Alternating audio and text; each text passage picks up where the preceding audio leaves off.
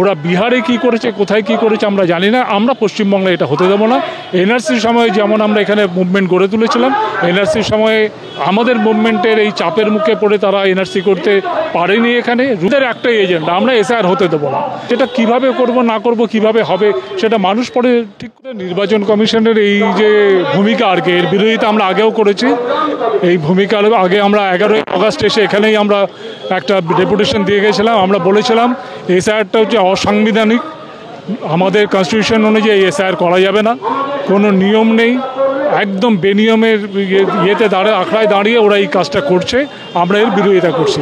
আমরা বলেছি যেভাবে ওরা বিহারে এখন অবধি আমাদের কাছে যেটা খবর সেটা হচ্ছে প্রায় 70 লক্ষের উপরে মানুষ কিন্তু তাদের ভোটাধিকার হারাচ্ছে।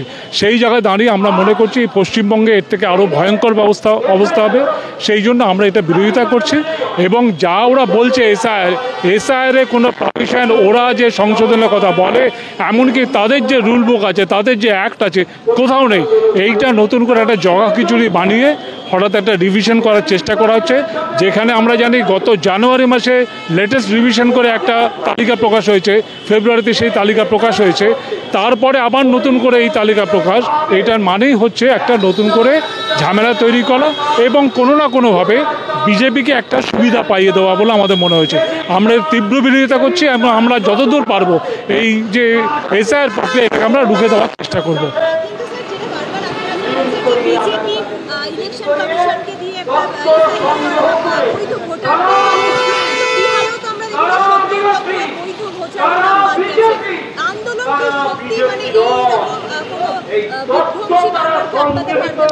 আমরা সত্যি কথা বলতে কি, যে সমস্ত সংসদীয় দলগুলো আছে তারা কতটা লড়তে পারবে না পারবে আমাদের সন্দেহ আছে, কারণ তাদের নিজস্ব এজেন্ডা আছে।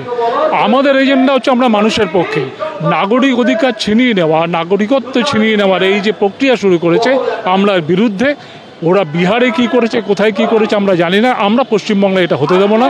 এনআরসির সময় যেমন আমরা এখানে মুভমেন্ট গড়ে তুলেছিলাম, এনআরসির সময়ে আমাদের মুভমেন্টের এই চাপের মুখে পড়ে তারা এনআরসি করতে পারেনি, এখানে রুল পর্যন্ত তৈরি করতে পারেনি। আমরা মনে করছি বাংলার মানুষ এই এসআইআরের বিরোধিতা সেইভাবেই করবে এবং আগামী দিনে আমরা দেখতে পাবো যে কোথায় কি দাঁড়িয়ে আছে না আছে।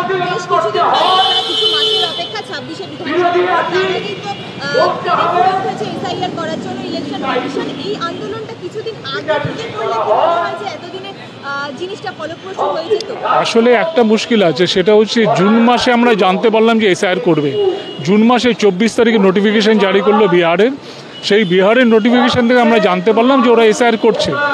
তারপর থেকেই কিন্তু আমি বলে দিচ্ছি, তারপর থেকেই কিন্তু আমরা পথে আছি। এবং আমরা বিহারের ক্ষেত্রেও যা দেখছিলাম, আমরা একটু লক্ষ্য করছিলাম যে সুপ্রিম কোর্ট কী করে। সুপ্রিম কোর্ট আমরা দেখেছি একের পর এক ডেট আসছে। আজকেও সুপ্রিম কোর্টের শুনানি আছে, যদিও সুপ্রিম কোর্ট বলেছে এটা নাকি ফাইনাল শুনানি। আই হ্যাভ ডাউট যে এটা ফাইনাল শুনানি হবে কিনা। হয়তো আরও কিছু কাগজপত্র চাইবে, আরও কোনো এফিডেভিট চাইবে। সেই জন্য সুপ্রিম কোর্ট কী করবে, আইনগতভাবে কী করবে সেইটা সুপ্রিম কোর্ট ঠিক করুক। সুপ্রিম কোর্ট ঠিক করুক যে এসআইআরটা আসলে সংবিধান সম্মত কিনা, এটাও ঠিক করুক। কিন্তু আমরা বলছি, যেখানে আমরা দেখছি মানুষের নাগরিকত্ব ছিনিয়ে নেওয়ার চেষ্টা হচ্ছে, ভোটাধিকার ছিনিয়ে নেওয়া মানে নাগরিকত্ব ছিনিয়ে নেওয়া, আমরা এটা কিছুতেই হতে দেবো না। নাগরিকত্ব প্রশ্নে কারা এটা পক্ষে দাঁড়াচ্ছে? একমাত্র বিজেপি পক্ষে দাঁড়াচ্ছে। এবং বিজেপির এই যে কর্মকাণ্ড, বিজেপির এই যে ষড়যন্ত্র, তাকে বাংলার মানুষ রুখে দেবে বলে আমার ধারণা এবং তার বহিঃপ্রকাশ বিভিন্নভাবে ঘটবে।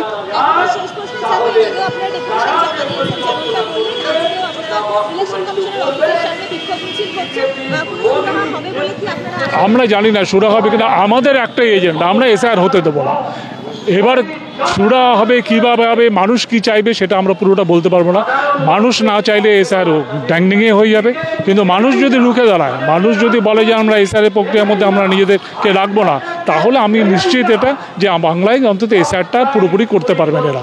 আমরা কোনো না কোনোভাবে এটাকে আটকাবার চেষ্টা করব। সেটা কিভাবে করব না করব, কিভাবে হবে সেটা মানুষ পরে ঠিক করবে। মানুষ রাস্তায় নামবে, তারা ঠিক করবে কীভাবে আটকাবে তারা। আমরা মনে করি এই ভোটে বিজেপিকে একটা সুবিধা পাইয়ে দেওয়ার জন্য বিহারে, এখানে এবং পশ্চিমবঙ্গে এবং তামিলনাড়ুতে, যেই জায়গাতে আজকে বিজেপির শক্তি কম, সেখানে তারা এটা করতে চাইছে শুধু ভোটে ফায়দা লোটার জন্য। আমরা এর বিরোধিতা করি। সুবিধা পাওয়ার চেষ্টা করছে তো। 65,70,00,000 ভোটারকে বাদ দিয়ে দেওয়া, আমরা এর আগেও তো দেখছি। এখন তো বিভিন্ন জায়গাতে বিভিন্ন প্রশ্ন উঠছে, ভোট চুরির প্রশ্ন উঠছে, চুরি করে ভোটে জেতার প্রশ্নগুলো উঠছে। আমরা মহারাষ্ট্রের উদাহরণ দেখেছি, রাজস্থানের উদাহরণ দেখেছি, এখানেও হতে পারবে। এবং সেটা আরও আইনগত একটা মোড়ক দেওয়ার জন্য, সেটাকে মানে চুরিটাকেও আইনিভাবে করার জন্য এই এসআইআরটা করা হচ্ছে বলে আমার মনে হয়েছে।